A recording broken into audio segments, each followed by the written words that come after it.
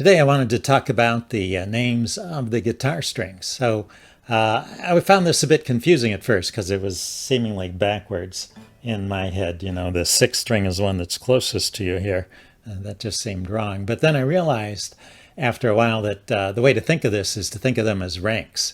So the top ranked string is the high E, and that's the first string. And the bottom ranked string is the low E, and that's the sixth string. So once I started thinking of them as ranks rather than as numbers, then I was able to keep it straight. So here's a free tip from me to you. You should also, while we're talking about the guitar strings, memorize the notes of the standard tuning. There are other tunings to the guitar, meaning other notes that the strings can be tuned to, and those are interesting. You can do fun stuff with them, but the majority of guitar music is for standard tuning, and so I'm going to stick with that for now. So the notes that the strings are tuned to, starting with the low E here, is E, A, D, G, B, E. And you should just memorize that, E, A, D, G, B, E, and it'll come in very handy. So now that you know the names of the strings and the notes they play, you need to know the names of your fingers. You probably know these. Thumb, index, middle, and ring, or T-I-M-R. What may be confusing is that sometimes you see, instead of those initials, you see P-I-M-A. And that comes from the Spanish terms for the fingers. So P is pulgar for thumb. I and M are index and middle in Spanish, whatever they are. And then A is annular for ring. So P-I-M-A or T-I-M-R. And with that as background, you should know enough to be able to read guitar tab. So let's take a look at some of that. Here's an example of guitar tab. This particular example is ASCII tab, which is an old format. It's been around for a while. You can find more modern typeset tab as well, but they all read the same. So the way you read a tab is the top string in the tab is also the highest ranked string, the high E. And the bottom string is the bottom ranked string, the sixth string, the low E, and the other strings in between. And then the numbers in the tab tell you which fret to hold. So on the fifth string, we are holding down the third fret. On the fourth string, we're holding down the second fret. And on the second string, we're holding down the first fret. So if you know your chords, you can recognize this as a C chord. And then the position of the numbers tells you when the notes are struck.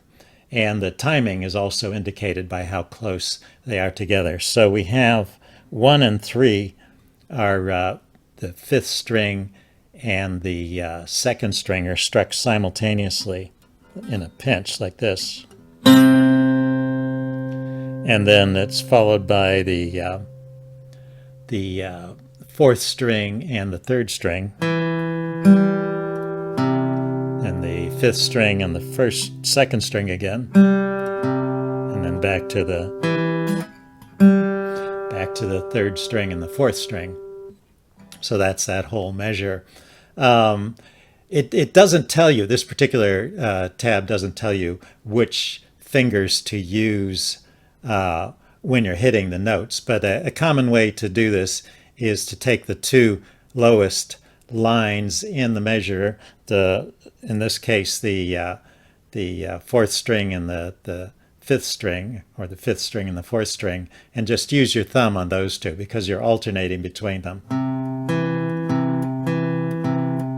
like that. And then your other two fingers can take the top two strings, your middle finger for the second string and your index finger for the third string. So that first measure would sound like this.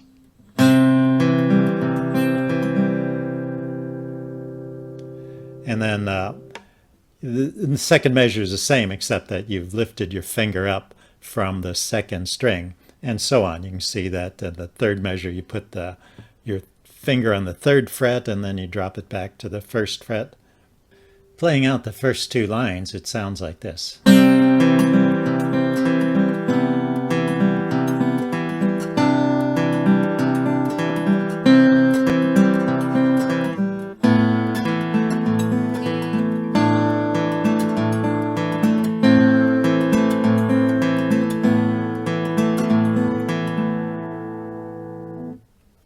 So far, I've just been talking about your right hand technique in use with the tab, which fingers to pluck which strings.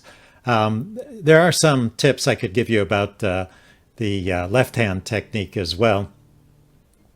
First of all, recognize the chord shapes when you see them in the tab, so that 3, 2, 3 on the 5th string, 2 on the 4th string, and 1 on the 2nd string. You should recognize that as a C chord, and you can stay in the C chord shape for the whole 4 measures, the first 4 measures there. And the only thing that varies is the 2nd string, which goes from open to 1st fret to 3rd fret. And you just use your pinky to hold down when it's on the 3rd fret, and you use your index finger to hold it down when it's on the 1st fret.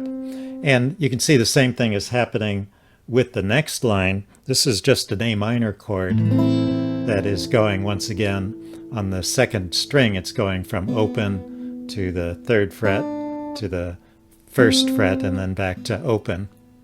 So that's everything I wanted to say about tablature for now. I will include pointers to these websites in the description below so you can go and check them out yourself. And I'll see you around. Bye now.